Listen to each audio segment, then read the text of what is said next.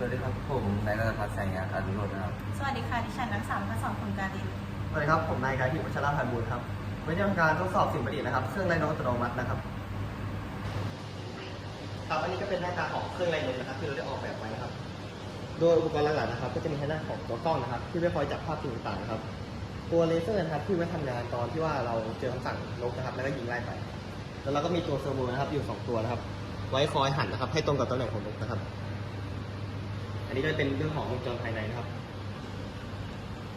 แล้วก็อันนี้ตัวโปรแกรมซิลาคอนะครับซึ่งตัวโปรแกรมนะครับจะทำงานก็คือตัวกล้องนะครับจับภาพสิ่งต่างๆได้มาใช่ไหมครับก็เอาภาพมาโชว์นะครับอันนี้เราก็มีการเทรน AI นะครับเพื่อเป็นการระบุว่าสิ่งที่โชว์ในภาพนะครับมีอะไรบ้างตัวอย่างเช่นในนี้นะครับมันเจอตัวเก้าอี้ครับมันก็โชว์คำว่าแชร์ขึ้นมานะครับนี่ครับแต่ว่าตัวสิ่งที่เราใช้งานจริงนะครับก็คือถ้าเกิดว่าตัวกล้องนะครับเจอคำว่าเบิร์นครับมันจะสั่งให้ตัวเซอร์โวนะครับออมไปที่ตำแหน่งของนกนะครับแล้วก็ยิงเลเซอร์นะครับมันก็จะมีเรื่องของระยะเซอร์โวตรงนี้นะครับ